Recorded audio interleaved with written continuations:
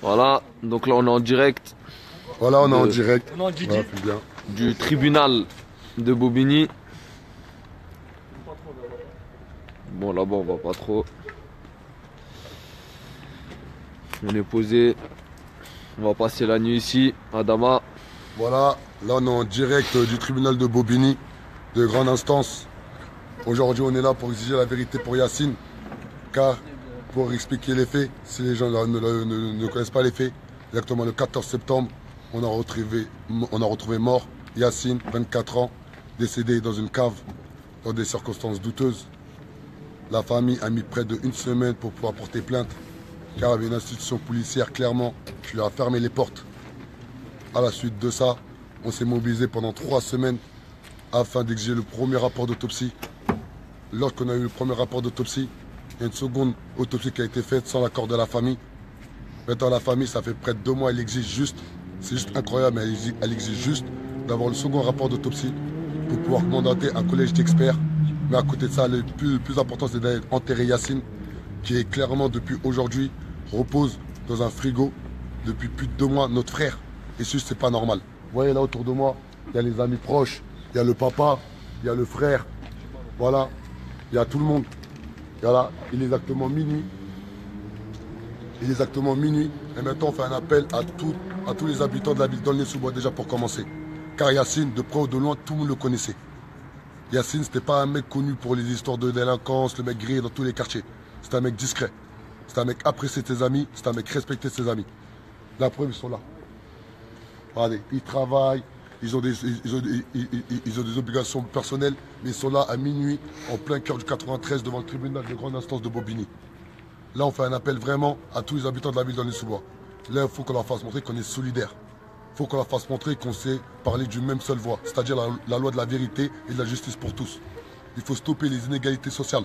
C'est pas normal qu'aujourd'hui, en France, on galère juste pour récupérer un document administratif. Car au final, c'est juste un document administratif. C'est pas normal qu'aujourd'hui, les institutions ne font rien du tout pour qu'une famille puisse faire un deuil correctement, avec dignité.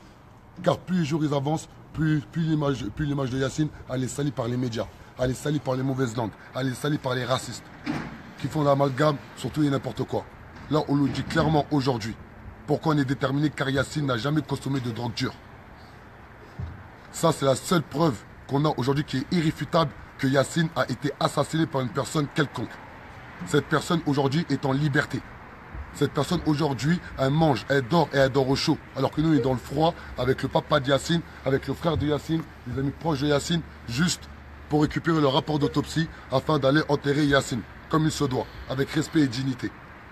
Chaque enfant de la République a ce droit légitime. C'est que lorsqu'il décède, il doit être enterré dignement. Car tout ce qu'on a en commun, vous, nous, tous les gens ici, c'est qu'on va tous mourir tôt ou tard. On est pauvre, on est riche, on est petit, on est mec, on est gros, on n'est pas beau. Mais ce qui est sûr, c'est qu'on va tous décéder. Et lorsqu'on décède, normalement, tout doit être fait par la République française, quand même, qui est la 5e puissance mondiale du monde, afin de nous enterrer dignement. C'est pas normal qu'aujourd'hui, le papa de Yacine, il est resté debout de 13h à 23h, jusqu'à présent, juste pour avoir le rapport d'autopsie. Le papa de Yacine, il est fatigué. Le papa de Yacine, il n'en peut plus. Tous les jours, il pense Yacine, il dort Yacine, il n'a pas fait le deuil. Car nous, en tant que musulmans de confession musulmane, on doit enterrer le corps le plus vite possible. C'est la laïcité, c'est la liberté de culte. Comment ça se fait qu'aujourd'hui, ces personnes-là n'ont pas compris ce genre de message? Comment ces personnes-là ne facilitent pas, nous, personnes françaises de confession musulmane, d'origine quelconque, de pouvoir satisfaire nos besoins, c'est-à-dire enterrer notre petit frère? On est déterminés. Nous sommes déterminés. On fait appel à toute la population française de venir demain devant le tribunal de Bobigny à partir de 9h du matin. À partir de 9h du matin, on va réveiller tous les habitants de Bobigny. On va bloquer le rond-point intelligemment, c'est-à-dire avec des banderoles et crier vérité pour Yacine. Nous sommes où? Nous sommes juste en France, dans un état de droit, un droit légitime où l'égalité est pour tous. On doit stopper, éradiquer les inégalités sociales. C'est pas normal qu'aujourd'hui, la famille Yacine galère pour enterrer leur petit frère. Wallah, wallah, wallah, 3 fois. Je rêve tous les jours que la famille prenne l'aéroport, direction Tunisie, enterrer leur petit frère. J'ai même conseillé à Bilal des choses qu'il ne voulait pas entendre. Car à un moment donné, on a tous des petits frères, des petites sœurs, des cousins, des cousines, des voisins, des voisines. Et je souhaite, même à mon pire ennemi, je ne souhaite pas ce qui arrive à la famille de Yacine. C'est incroyable comment aujourd'hui les institutions prennent en otage une famille entière. La famille ne vit plus, la famille ne mange plus, la famille ne rêve même plus.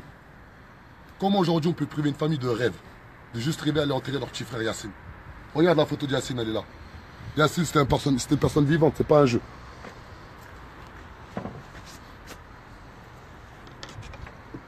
Et attends, toi, tu veux prendre la parole, les gars? On a les gars parler avec le cœur aujourd'hui. Il faut que la vidéo, elle est pour nous, elle n'est pas pour les gens qui la regardent. C'est pour nous, au moins on se lâche.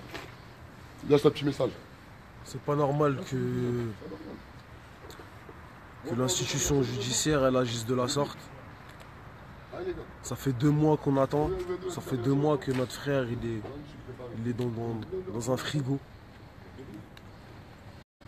Faut que ça bouge, faut que les gens ils soient solidaires. Ça aurait pu être le frère, le cousin, l'oncle, le père, à n'importe qui. C'est incroyable ce qui nous arrive. C'est le palais de l'injustice. Le palais de l'injustice. C'est tout ce que j'ai à dire, moi. C'est le palais de l'injustice. Comme on vous l'a dit, redit, ça peut vous arriver à votre père, votre mère, tout le monde. Ça peut arriver à tout le monde ce qui nous arrive aujourd'hui. C'est pour ça nous, on va se rassembler tous les jours ici, à Bobigny, devant la préfecture de Bobigny, pour réclamer notre droit. On ne demande pas la lune, juste notre droit. On nous demande de récupérer un papier pour qu'on puisse aller enterrer Yacine dignement, comme il faut, dans les règles de notre religion, et que sa mère, son père, toute sa famille se reposent et ils puissent faire leur deuil. Voilà. Bonsoir. Ça fait là maintenant 12 heures qu'on est debout devant la palais de justice. Là. On ne demande pas grand chose. On demande que le deuxième rapport d'autopsie.